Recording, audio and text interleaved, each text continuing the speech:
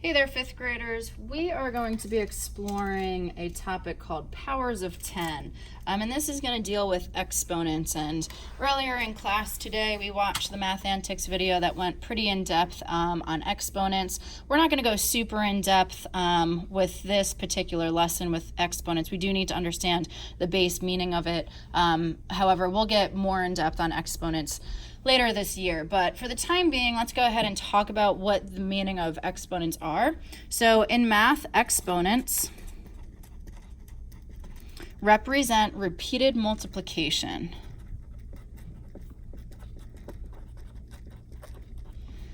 The exponent tells you how many times, and that's the key there, how many times to multiply the base by itself. Okay, so this is not just pure multiplication. This is not going to be 10 times 2. The meaning of this is that it's going to be 10 times itself 2 times. So let's go ahead and actually label that. So it's 2 times, or 2 copies of itself being multiplied together. So the top number, the small number up here, well, that's the exponent. And the big number on the bottom, the big number is what we call the base. Okay, so 10 times 10 gives you 100, which means 10 to the second power is equal to 100. Now, the exponents 2 and 3 are actually really special, and we have special names for them, and we can call them, well, to the second power, you can say squared, and to the third power, you can pronounce as cubed.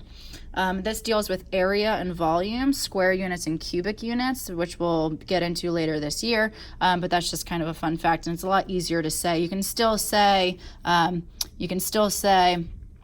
6 to the second power. That also works, but if you would like to shorten that up, you can just say 6 squared, which means it is going to be 6 times itself 2 times, which is 6 times 6, which is 36. And then 4 cubed means that you are going to take 4, you're going to make 3 copies of it, 3 copies. So that's 4 times itself 3 times. 4 times 4 is 16. 16 times 4 is 64. Please do not fall into the trap. It's a very common trap. A lot of students think that 4 to the third power, they mistake it for multiplication, and they think it's just 12. That is definitely not the case. That's super duper wrong. The meaning of 4 cubed is that it is going to be 4 times 4 times 4. And that's 16 times 4, which gives you 64. So please be very careful with that. So let's look at the powers of 10 in particular, and then we're going to, I think, notice something really nice that ties to what we've been studying this unit, because you might feel like this is, a little bit out of left field. And I do agree it is at the moment, but by the end of this lesson, I think it'll tie together really nicely with place values that we've been working on this unit. So exponential form, that's a really fancy word, and if we break it down, we see the stem of the word is exponent. So that just means we're going to write the numbers using exponents. We do have some milk in, but it is only white. If your students are supposed to have milk today, they can have white milk. We do have new white milk here. And then the regular milk will be here on Wednesday. Thank you very much. Alrighty, sorry about that interruption. So 10 to the first power is just a single 10, which is just equal to 10. So product is the answer to the multiplication problem, okay? And then we're going to do it in expanded form so we can solve what each one of these are equal to. So 10 squared means there's going to be 2 copies, which is 10 times 10, which gives us 100. 10 to the third power, or 10 cubed, is 10 times 10 times 10. Well, I know 10 times 10 is 100, and 100 times 10, I'm going to tack on a 0. That's 1,000.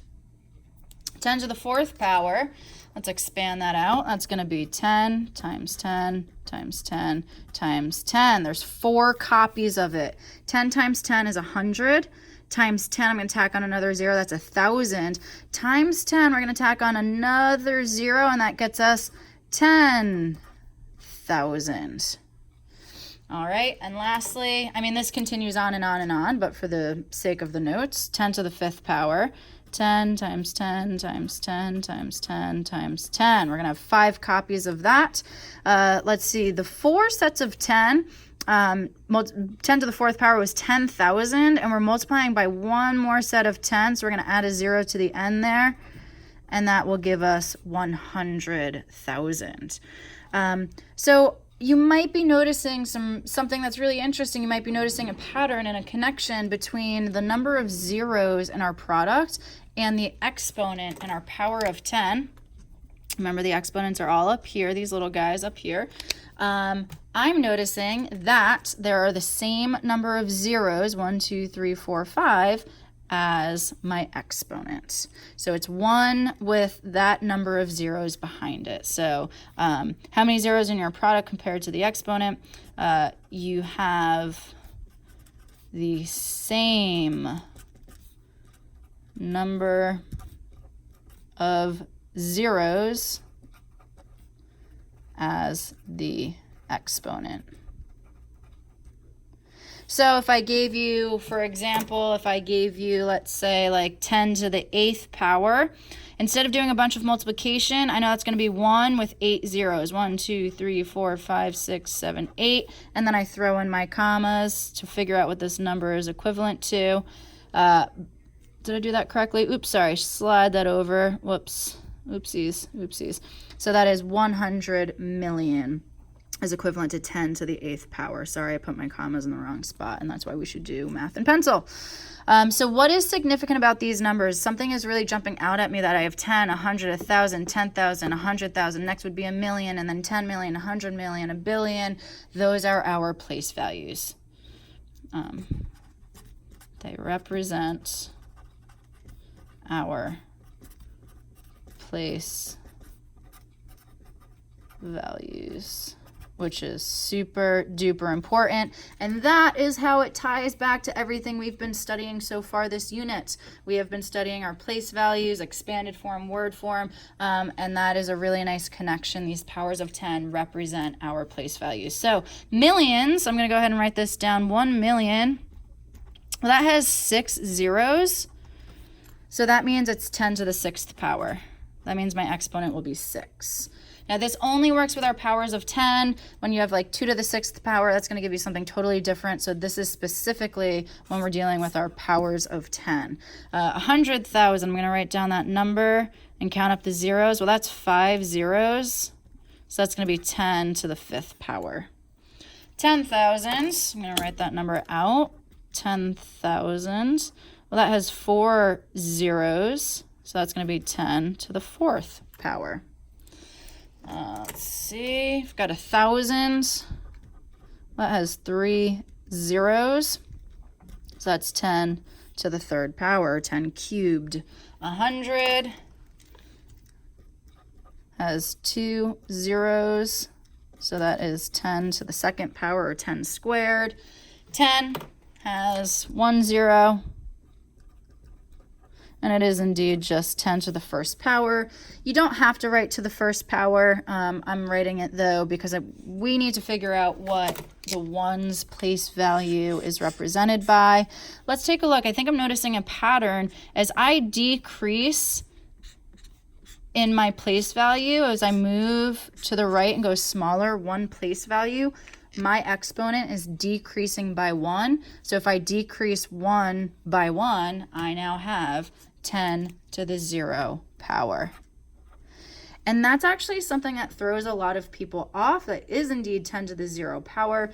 Excuse me, a lot of people tend to think that, oh, shouldn't that be 0? Isn't that nothing? It is not. It has a ton of meaning. It is equivalent to just 1. And we are going to explore that on the back side of this. So let's go ahead and let's see if we can analyze the patterns and what's happening mathematically. And we might be able to prove why 10 to the 0 power is indeed 1. So y is 10 to the 0 power equal to 1. Because that seems very strange to me. A lot of people would assume it was equal to 0, and it is not. Let's go ahead and write out those powers of 10. So we had 10 to the 5th, had a 1 and 1, 2, 3, 4, 5 zeros. 10 to the 4th, 1, 2, 3, 4 zeros.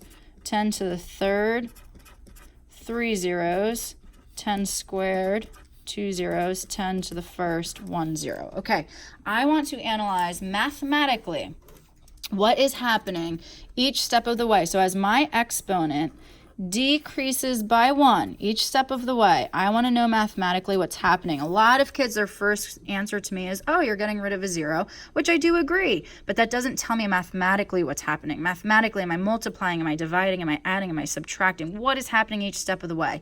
Let's look at these smaller numbers here and see if we can make some sense out of it. So to go from 100 to 10, well, I could subtract 90, but if I subtract 90 from 1,000, do I get down to 100? I don't. So let's think about a different way that we can go from 100 down to 10. I could divide by 10. I could divide by 10. Well, is 1,000 divided by 10 100? It sure is. Is 10,000 divided by 10 1,000? It sure is. So each step of the way, as your exponent decreases by 1, your number gets divided by 10. So as we decrease that by 1, 10 to the 0 power, I'm not going to change up my pattern. It's going to be 10 divided by 10. What is 10 divided by 10? It is indeed 1. So we have just proven mathematically why 10 to the 0 power is 1. It's not just coincidence. It's not even just pattern work. It's mathematically we are dividing by 10 each step of the way as the exponent decreases by 1, which proves that 10 to the 0 power is 1.